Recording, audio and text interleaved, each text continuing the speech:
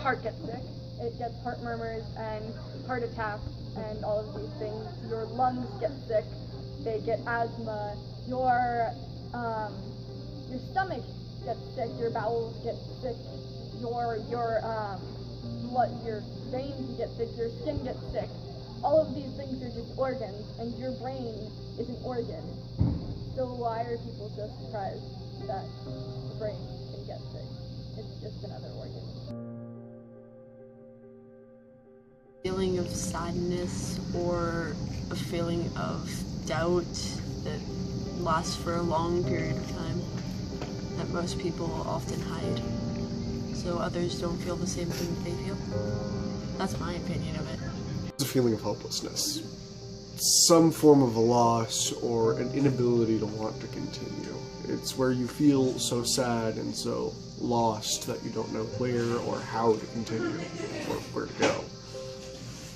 It's something that can destroy lives quite easily and can go unnoticed for a long, long time.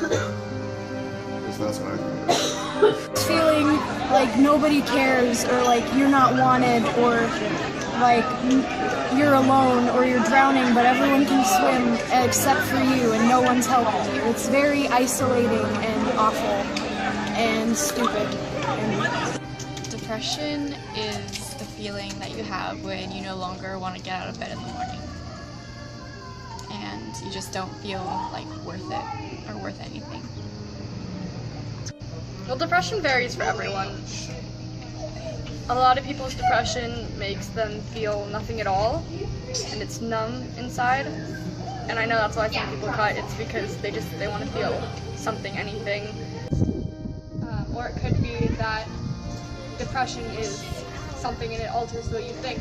A psychological definition: when people are down and depressed for about 2 months or more at a time. That's kind of a literal, but I also would say I agree with that. It's when sadness, deep sadness, persists for a lot longer than is normal. Everyone has good days and bad days, but depression is when it's like it inhibits you, and it's something that's kind of taking over, and it's something that you can't control, and it's affecting you in a bad way that you, again, don't have control over.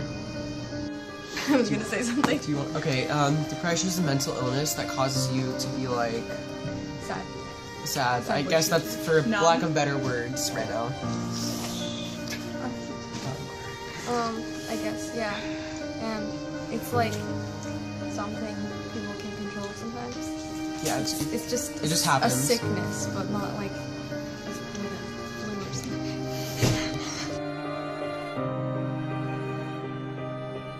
Teenagers who are going through hard times or who have been through something horrible, who've seen some things, done some things that they regret or regret having done to them.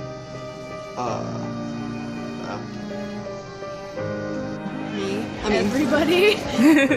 All different kinds of people from all different walks of life and different circles. Everyone suffers from depression. It's the most common mental illness in the country. 50% of Americans will suffer from depression at least once in their lifetime. Everybody, some people are lucky enough not to have that feeling ever, but I think most everybody goes through some sort of phase of depression throughout their life. There was a study that was shown that the people who get depressed are, it's creativity actually. It's not always just creative. Well, obviously I'm depressed too. But people who are creative generally look at their artwork or hear their singing or their acting, blah blah blah, and they think, no, that sucked. Or I need to improve this and this and this. And that leads to, instead of pointing out the flaws of the thing, pointing out the flaws of yourself. A lot of the time, people with hard lives, hard upbringings, I would say anyone can. Everyone has struggled from depression at some points. I have. I'm sure you who are watching have, or your friends have. But it can also be something in the brain where you're not getting enough serotonin. So anyone who doesn't have that, or how am I going to word this? anyone who is in that condition or has a condition like that, or I'm sure it can be onset too from something bad happening to you, or a bad life situation, or something like that.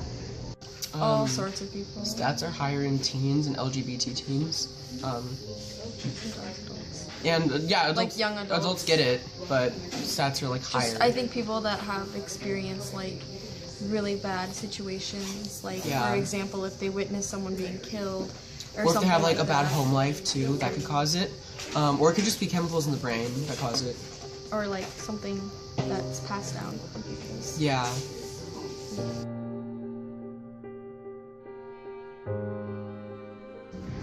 My boyfriend. I have been clinically diagnosed with major depressive disorder and a whole slew of other things that are a bunch of fancy ways to say I'm really, really sad. My damn self. My mother, my grandmother, my great-grandmother, my aunt, my friends, like everyone I know. Yeah. Yes, lots of my family members. It runs really high in my family.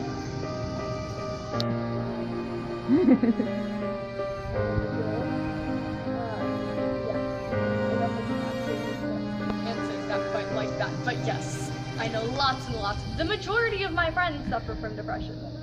Yeah. Yeah. A good percentage of my friends. Same. Like my sister.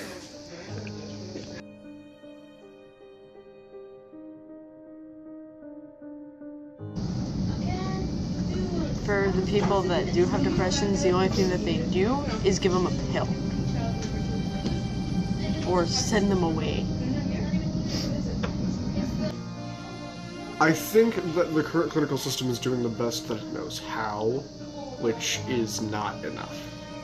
They prescribe antidepressant medications and send you into things like the IOP program that I'm going to, which is intensive outpatient for people who are just out of hospital or who are under threat of suicide and such like that, in order to help them and get them into a safer space. But sometimes that systematic way of handling things makes things a little bit worse because it feels so plasticky and it feels so fake. But what people need is a real session, something real that they can hold on to, and not something so calculated.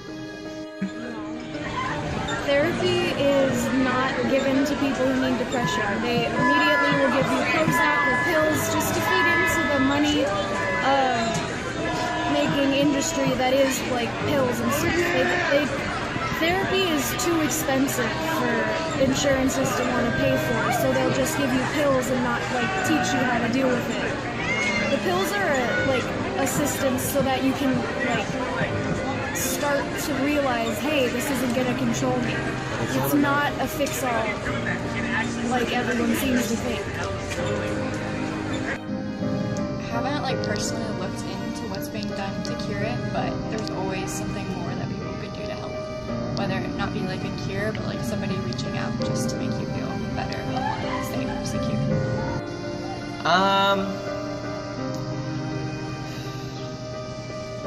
There's a lot being done, but I think the wrong things are being done. I'll do my best to not speak where I don't know, or to not digress. But I think I'm not a doctor. Take what I say with a grain of salt, but I think maybe there can be alternatives to medicine and prescription drugs. I'm not going to say that getting outside more will solve all your problems, because sometimes it just can't, but I think maybe the way we live affects how many people are depressed. I think either more people are depressed now, or just we're hearing more about it. It's becoming a bigger headline. But I don't think prescription meds are always the best way to go, because people get kind of like hooked on those, and they your body can stop making its own serotonin, and that is not good. No. No. No. And I think like what people actually need is like someone to talk to, someone to open up. Someone they can trust fully and like with no judgment. Yeah, and I think what people are doing is that they think that just giving people like medication and all that stuff is supposedly helping them, but it really does nothing.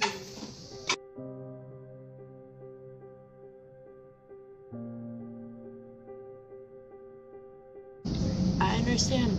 It's hard to deal with it, but the best thing you can do is always have a slight positive outlook instead of thinking about things that can go wrong.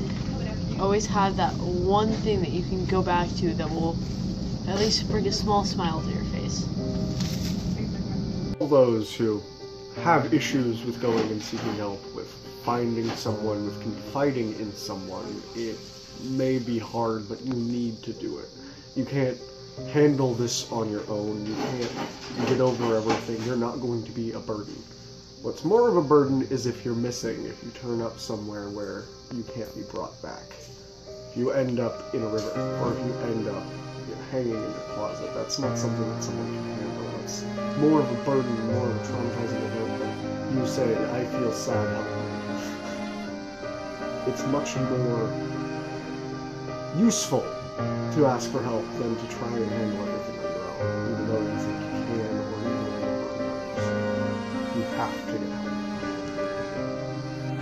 get help. Gets better. Like, get help. I promise that no one's gonna think you're stupid or weird or anything like that. There are people here who want to help you and want you to get better.